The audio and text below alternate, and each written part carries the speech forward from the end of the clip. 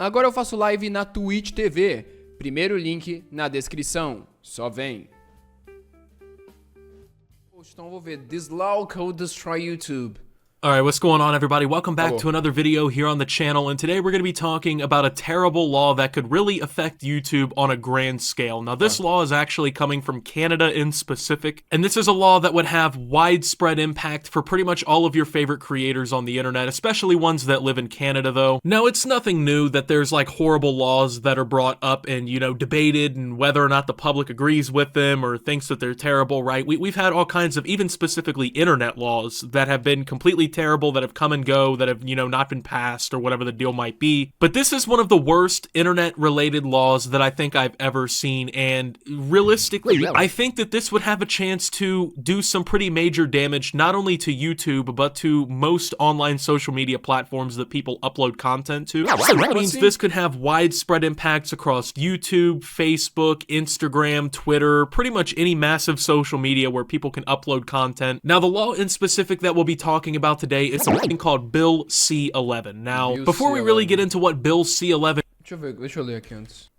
is, there's a couple terms that I want to run by everybody here to kind of, you know, give you a little bit of a definition on what we'll be talking about today. One of those being CanCon, okay? So CanCon might sound like some sort of like shitty convention or something going on, but that's not really what it is. So basically what CanCon is it's a series of guidelines that helps the Canadian government promote content, at least in this instance, if it's quote-unquote Canadian enough. So basically, let's say I'm a creator in Canada, right? My content, in order to fit under CanCon's definition, I would have to meet 6 out of 10 points.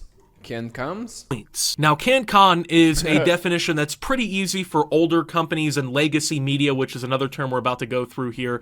These legacy media companies, they can pretty easily meet these CanCon requirements. But for instance, a Canadian YouTuber or something like that would have a much harder time meeting these CanCon requirements because, frankly put, most of them don't have a massive team behind their production or anything. A lot of them, it's just one, maybe 2 or 3 people or something that's involved in the production of something. And so they don't meet these key creative functions as it's been described that it would require them to do so in order to meet these CanCon descriptions, okay? So another term we're going to be talking about a lot here is legacy media, and when I mean that, it's basically like the, you know, the giant conglomerates, the MSNBCs and all the TV networks and, you know, news stations and TV stations, television shows, things like that. That's legacy As mídia antiga, mídia de TV. Media, things that you would kind of think of as more of like a boomer technology, Sim, right? Perfeito, mídia antiga. The reason we're talking about legacy media is because in specific, Bill C-11 here really goes out of its way to protect these legacy media companies. If you didn't know, legacy media has been dying out over the last few decades with the rise of the internet and online content creation. Por causa da internet, televisão, tudo tá caindo muito. Não,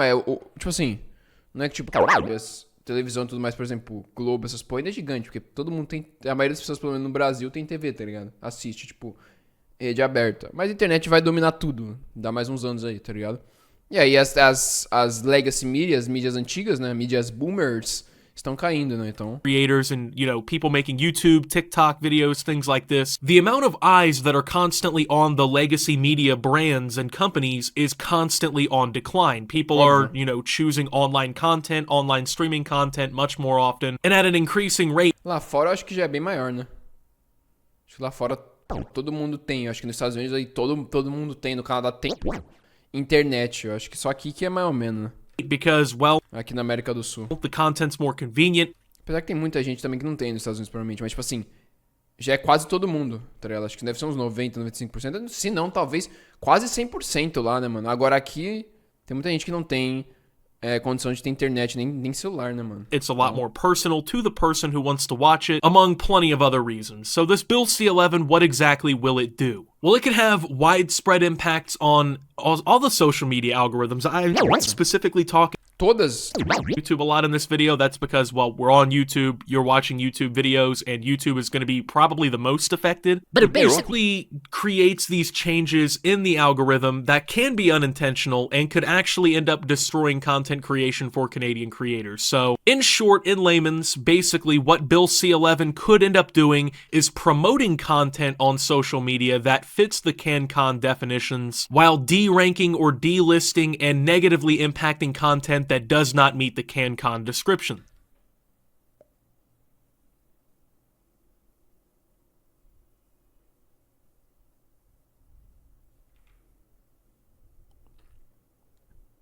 caras podem dar... O quê? Os caras podem cortar os conteúdos assim? Or delisting and negatively impacting content that does not meet the Que não encaixa no CanCon descriptions. Now,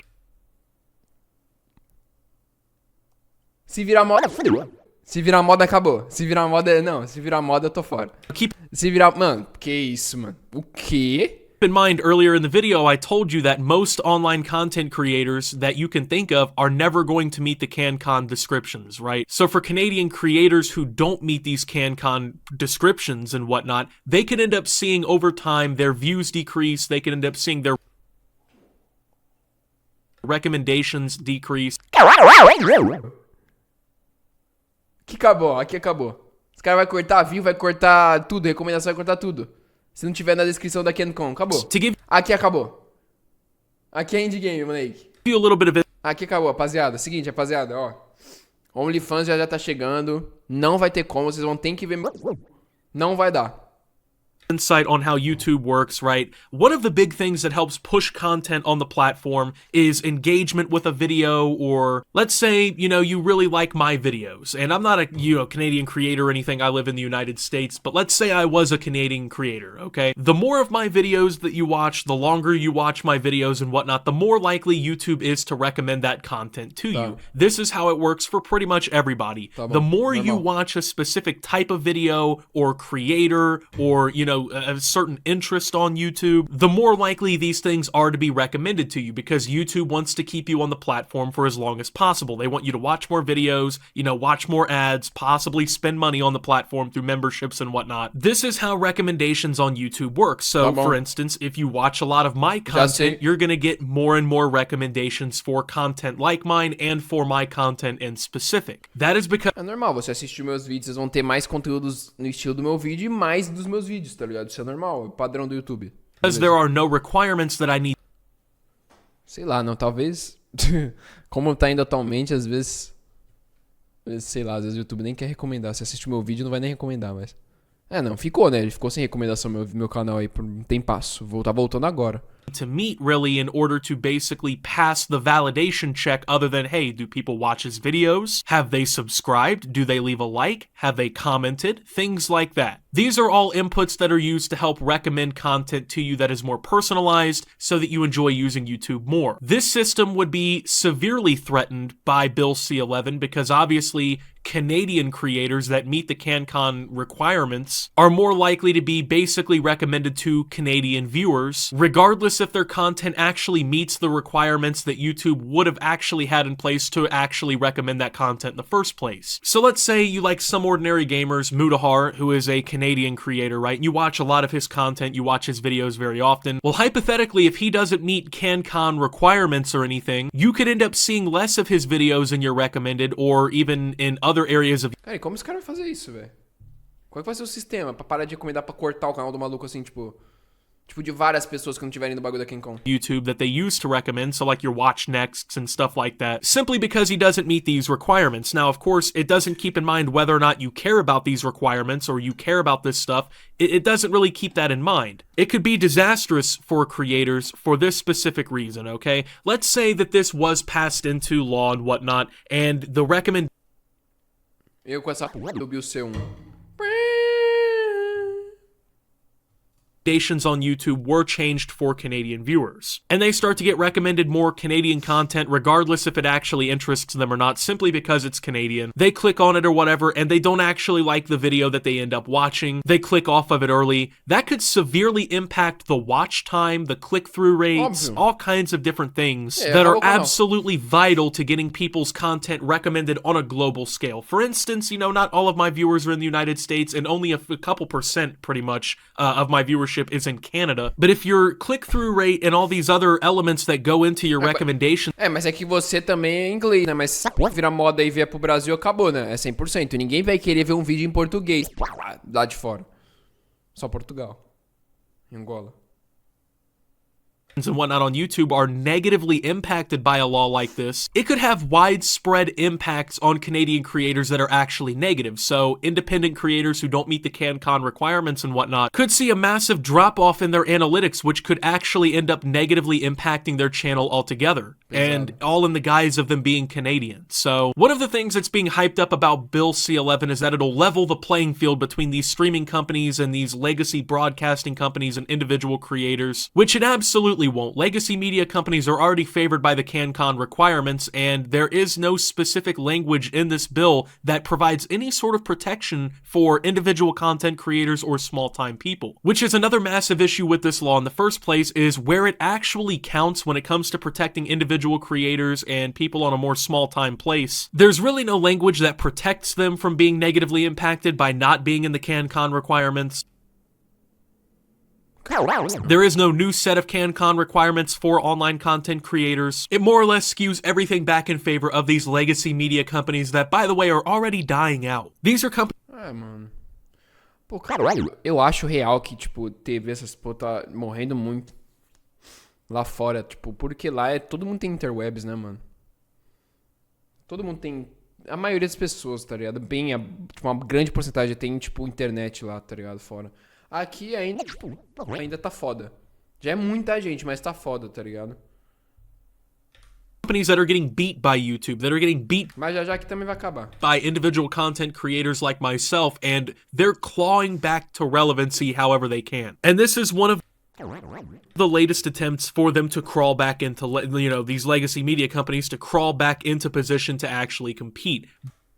Então, tipo, a última... Basically protecting out these companies that are just being outcompeted in a way. And with these vague definitions and these lack of definitions that really need to be put into something like this, we're basically getting to a point where it doesn't very well define some of the most important categories of creators that it's really trying to regulate. For instance, the bill doesn't explicitly exclude all user-uploaded content for social media platforms, which content creators obviously fit that definition, right? I create user-uploaded content. Your favorite Canadian creators create user-uploaded content for the internet and whatnot, for social media platforms and whatnot. They are not specifically protected in this bill, and that is a problem because with the bill already skewing things in favor of these legacy media companies, there needs to be some protections put in place for creators and for the ecosystem that the internet has created. Now you might be wondering, well, Optimus... Então isso daí, tipo, foi uma lei que eles colocaram, mas, tipo, foi meio que pra favorecer as porra das TV, show, bagulho antigo, legacy, tá ligado? Boomer media, é isso? Em geral? Isso vai rolar... Mano, isso vai se rolar... Mano, vai rolar isso no Canadá? Mano... Que isso, velho? Se daí virar moda, acabou.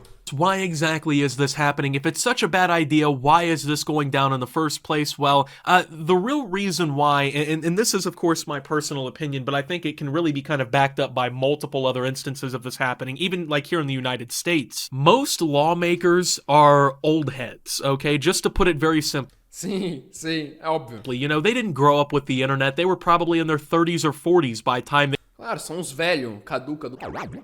the computers really got put out on a mass scale, the internet really started to take off and everything. Sim, mano, a galera das leis é uns velhos, pô. É uns velhos caduca. So they don't really understand the internet in the first place, and of course, being in the position to create law. É porque pros velhos a internet é uma merda. Tem umas crianças chatas, tem uns vídeos bosta. Tudo insuportável, pô.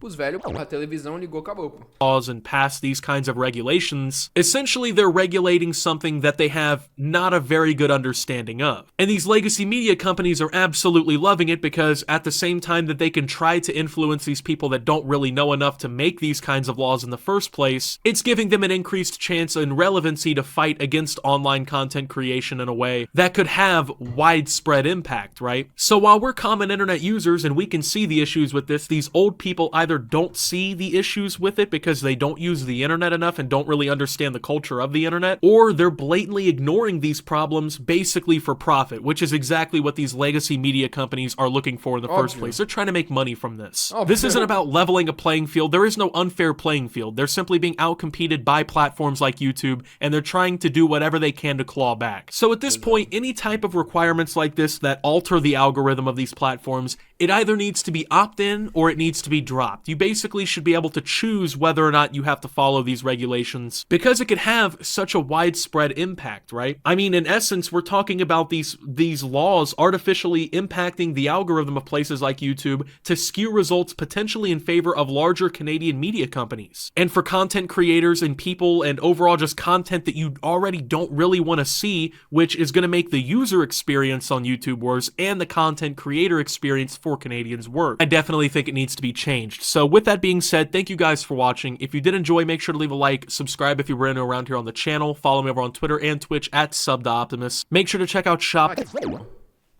Aqui, rapaziada, aqui é indie game. Legacy Media, é da hora o jeito que o cara fala, Legacy Media. Pô, isso daqui é foda, mano. Essa situação é foda, mano. Se essa lei for em prática...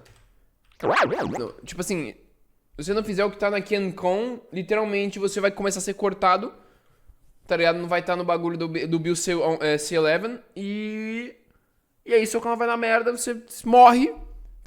A lei, porque agora é tipo uma censura as televisão, os portais de TV e o 4.